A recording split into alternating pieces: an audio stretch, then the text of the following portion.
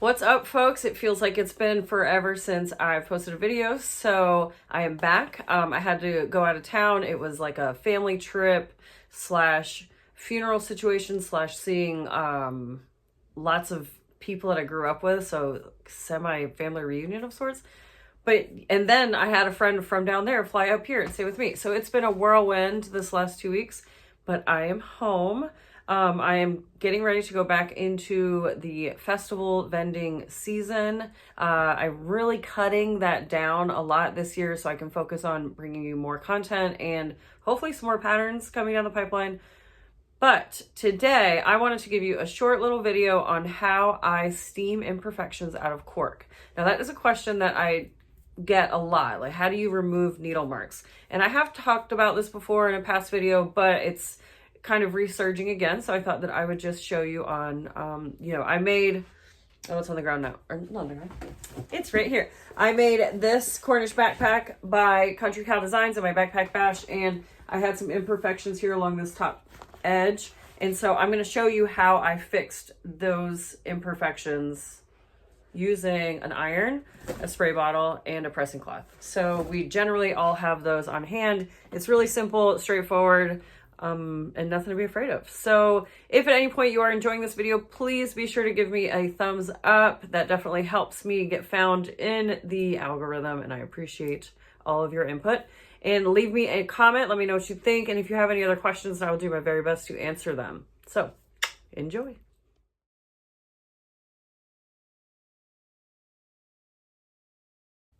So I'm in the middle of making this bag. This is the Country Cow Cornish backpack. And I had to take it apart because I wanted to amend my zipper placket here.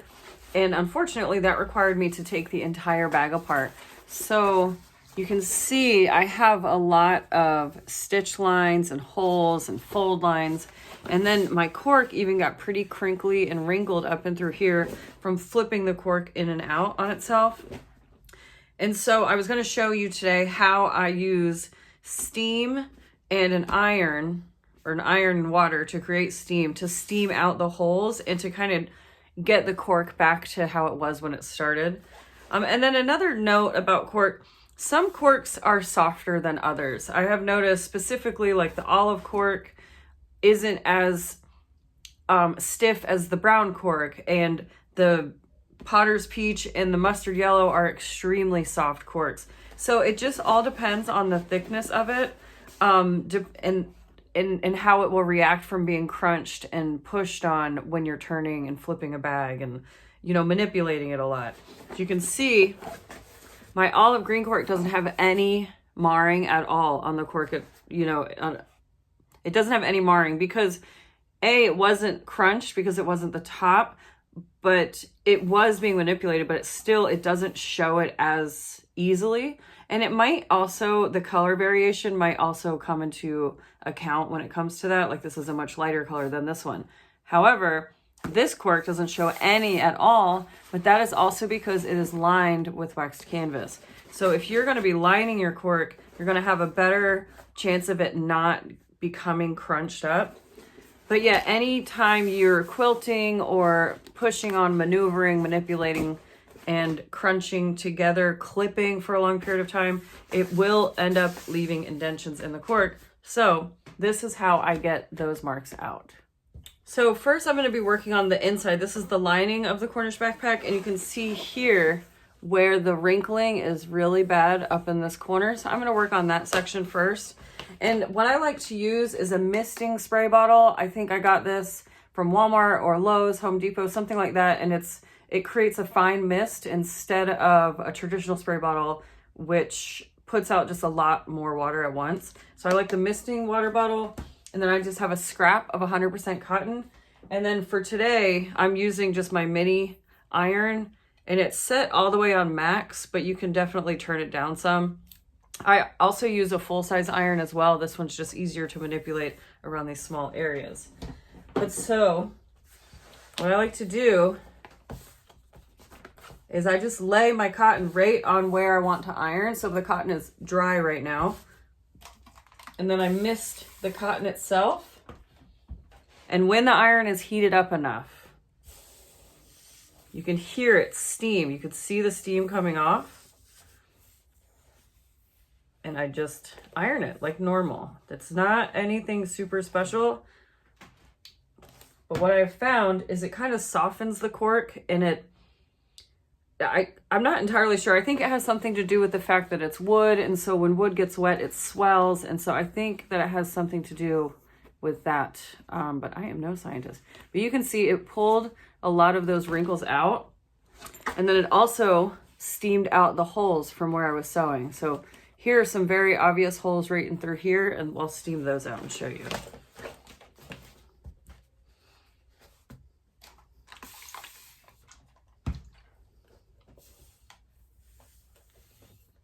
And obviously, the more water you mist onto the cotton, the more steam you're going to get. So that was just a very light mist. And you can see here, almost all of those holes are gone.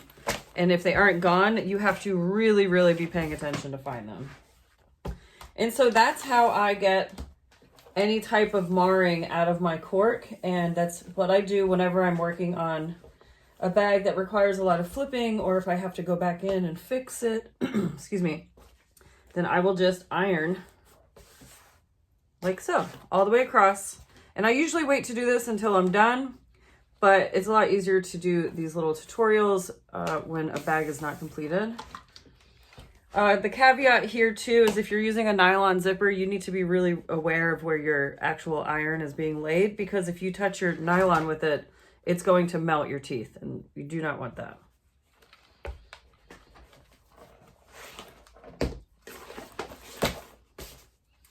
And so little side-by-side comparison here. So left side, which I'm not, this side over here has been ironed and steamed, and this side hasn't. And so you can really tell a difference there.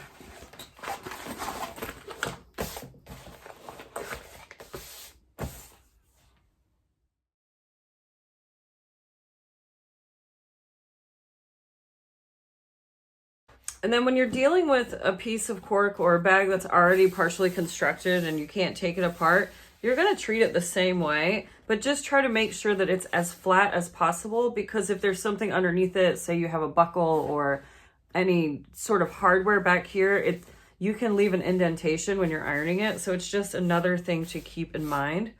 But so here's a little before. You can see all the really harsh needle holes all the way around, and we have a little bit of crumpling here in the corners.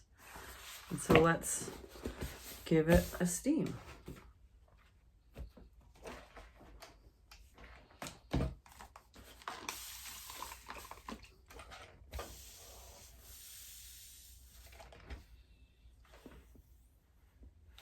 So I'm holding it on for about, I don't know, 4 or 5 seconds at a time. Maybe 3. Yeah, about 3 seconds at a time. Kind of moving it around. I don't want to keep it concentrated in one area specifically, because there is adhesive on the back of this cork that's holding the cork to the backing. And so I don't want to heat it to the point that it's going to become unglued. And so just constantly moving it. So here is the after of a quick steam. So you can see it makes a huge, huge difference. So before, after. And then once I steam it, I generally will just let it sit and chill for a little bit, let it kind of cool back off and get back to its normal state before I begin working with it again. Drizzy and I hope that you found that video helpful. And yeah, we'll catch you on the next video next time. I don't know where I was going with that, but later.